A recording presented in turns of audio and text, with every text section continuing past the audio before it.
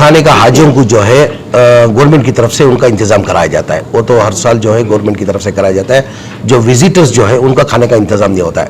अभी एक हाजी के पीछे कम से कम 5 जन रहते हैं। ऐसा करके कम से कम एक 15 से 20 हज़ार 25 हज़ार तक भी विजिटर्स आते हैं। यानी हाजियों के साथ जो विजिटर्स रहते हैं उनको इस बार मेरी तरफ से एक लंगर लगाया गया है। यानी 3 टाइम का हर दिन 7 तारीख से लेके 6 तारीख से लेके 22 तारीख तक लंगर लगाया गया है। 3 टाइम भी, नाश्ते का, दोपहर का खाने का और रात का खाने का। जितने भी आदमी हो, रुकावट नहीं है। कितने लोग आने? कितने भी आदमी हो, 30 हो, 40 हो, 50 हो, कितने भी आदमी हो, 3 टाइम भी नॉन वेज पका के अच्छा से अच्छा जो हम लोग जो खाते हैं वैसा बेहतरीन खाना जो विजिटर्स को खाना करके उसके लिए एक लंगर लगाया गया है। वो मेरी तरफ से, सरकार की तरफ से नहीं, वो मेरी तरफ से लगाया गया। हमारे ज़मीर अहमद साहब जो अभी हाजियाँ हैं हज कमेटी से जो लोग रवाना होने वाले हैं मक्का और मदीने के हज के लिए, वो लोगों के लिए आज खाने का जो इंतज़ाम किया है, जो 26 दिन रोज़ 25,000 लोग को जो लंगर का इंतज़ाम किए हैं, वो भी मैं उनके हक़ में दुआ करता हूँ। अल्लाह ताला और ख़िदमत करने का, हाजियों को ख़िदमत करने का, कौम को ख़िदमत करने का,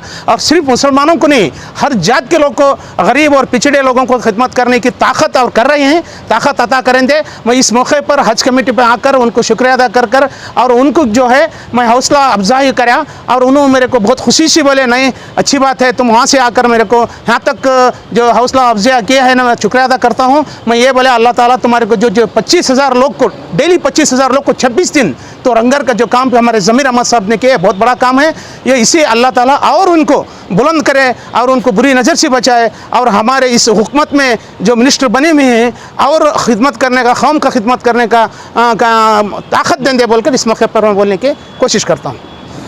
अल्लाह का लाख लाख शुक्र है कि अल्लाह तबारक व तआला ज़मीर जैसे एक इंसान को इस दुनिया में पैदा फरमाया।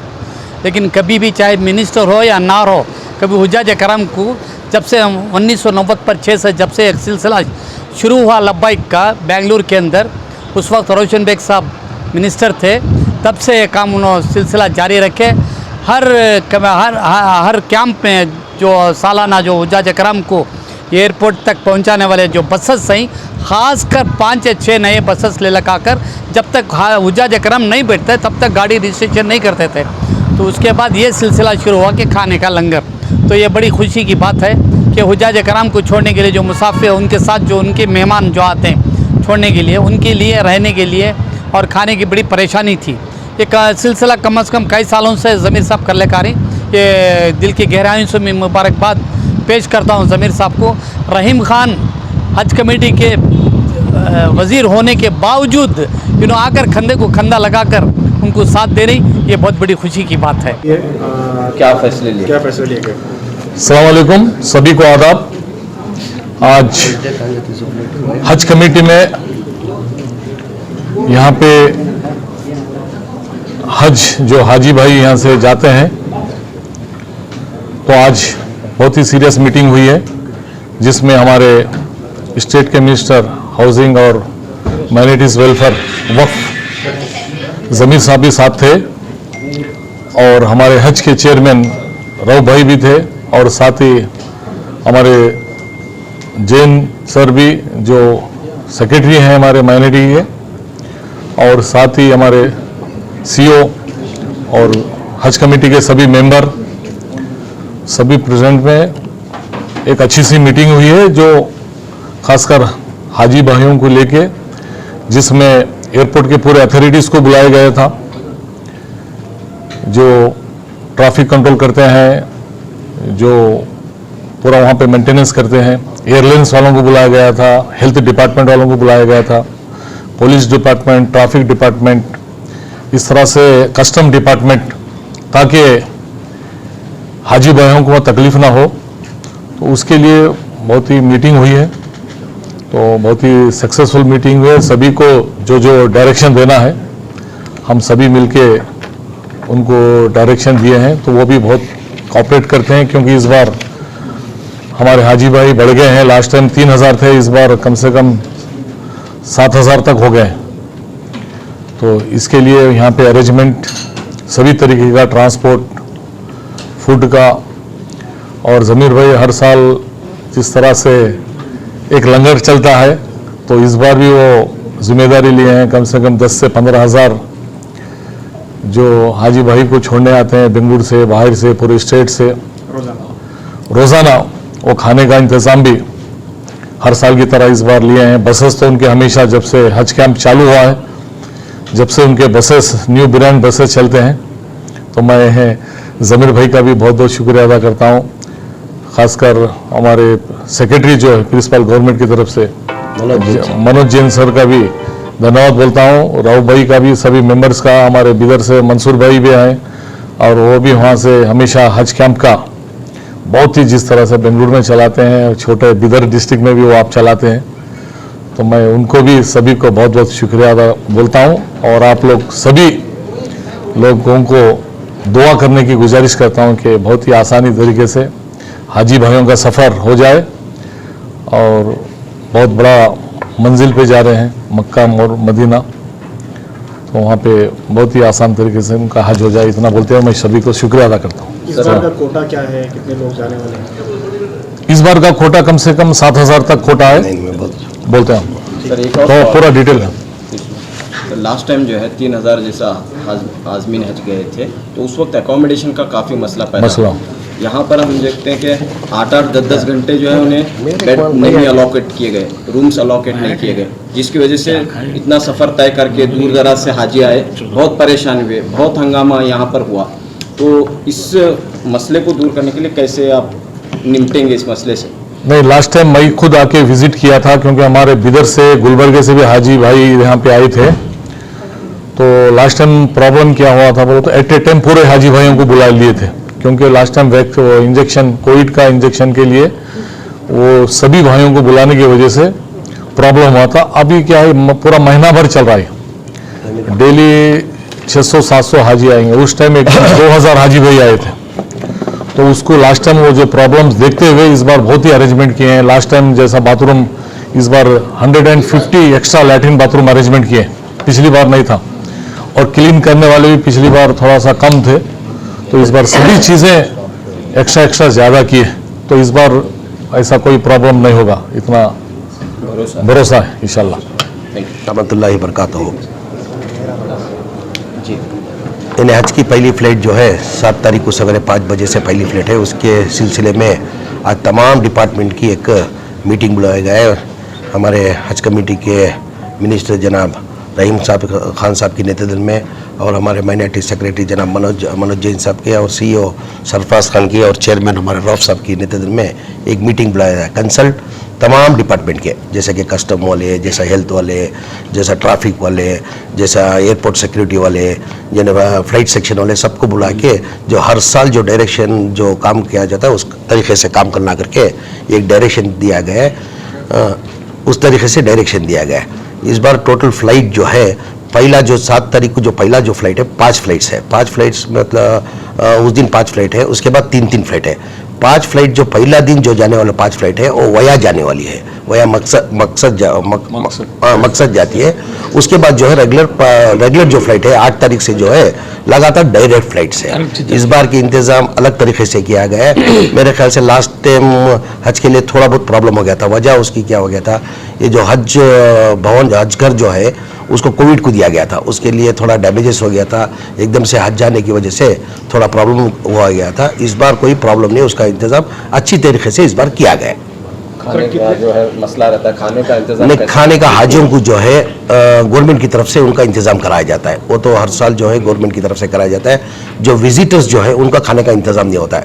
अभी एक हाजी के पीछे कम से कम 5 जन रहते हैं, ऐसा करके कम से कम एक 15 से 20 हज़ार 25 हज़ार तक भी विजिटर्स आते हैं। यानी हाजियों के साथ जो विजिटर्स रहते हैं उनको इस बार मेरी तरफ से एक लंगर लगाया गया है, यानी 3 टाइम का हर दिन 7 तारीख से लेके 6 तारीख से लेके 22 तारीख तक लंगर लगाया गया है। 3 टाइम भी, नाश्ते का, दोपहर का खाने का और रात का खाने का। जितने भी आदमी हो, रुकावट नहीं है। कितने लोग आने? कितने भी आदमी हो, 30 हो, 40 हो, 50 हो, कितने भी आदमी हो, 3 टाइम भी नॉन वेज पका के अच्छा से अच्छा जो हम लोग जो खाते हैं वैसा बेहतरीन खाना जो विजिटर्स को खाना करके उसके लिए एक लंगर लगाया गया है। वो मेरी तरफ से, सरकार की तरफ से नहीं, वो मेरी तरफ से लगाया गया। रोजाना 10 से 15 हज़ार लोग आ सकते हैं। कम से कम 25 हज़ार रहते रोज के, कम से कम 25, 3 टाइम भी हिसाब डालेंगे तो 30 हज़ार क्रॉस करते हैं। कितने दिन तक रहेगा सर? ये लगातार समझो 22 तारीख तक, यानी 7 तारीख से लेके 22 तारीख, मतलब कम से कम एक 15 दिन तक। सर ये बेंगलुरु में जो हाजियों की जो खिदमत होती है वो पूरे मुल्क में मशहूर है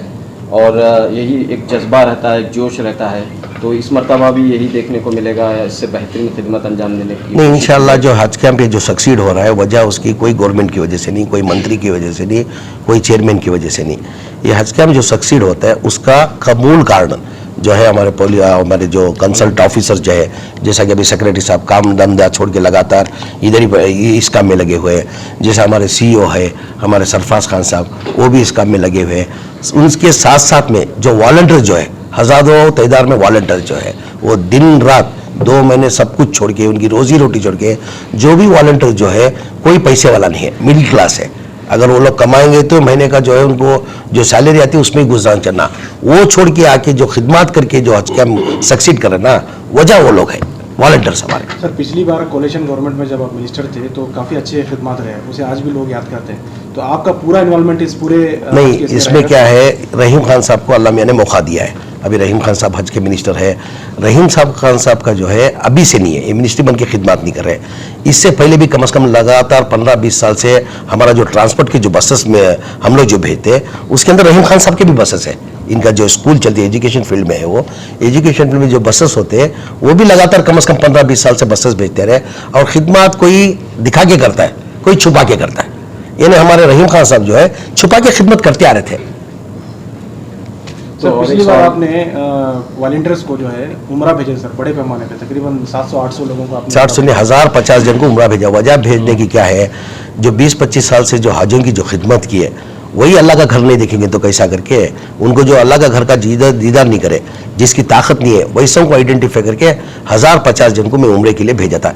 यानी मैं नहीं भेजा हुआ, अल्लाह मियाँ उनकी खिदमत कबूल करके जरिया मुझे बनाया था। जब तक अल्लाह मियाँ का जब तक बुलावा नहीं आता, कोई मैं कलाल नहीं जा सकता उधर। मेरे को जरिया बना के अल्लाह मियाँ ने उनसे बुलाया था। और मेरे को अभी माहिती है कि और चंद वॉलंटियर्स नहीं जा चुके, अल्लाह का घर का दीदार नहीं किया करके, वैसों को आइडेंटिफाई करके इंशाल्लाह मैं 1-2-4 महीने के अंदर उनको भी भेजने की जद्दोजहद कोशिश करता हूँ। सर इस बार का कोटा कितना है सर, कितने लोग हैं? टोटल 8140 पर साथ कोटा था, 8140 पर था। यानी हमारे जो एप्लीकेशन है हमारे को 8140 पर साथ कुछ एप्लीकेशन है। हमारा जो कर्नाटका का जो कोटा था 7900 चिल्लर कोटा था। यानी वो कैंसलेशन 150 कैंसलेशन होने की वजह से उधर सही हो गया।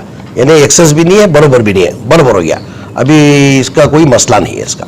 सब इस मरतबा हज टर्मिनल एयरपोर्ट में क्या सेपरेट हज टर्मिनल होगा, कैसा वहाँ पे नहीं, इंतजाम? हर तरीके से जो इंतजाम होता है, इमिग्रेशन का रहने दो, कस्टम का रहने दो, वही मीटिंग बुलाया गया था।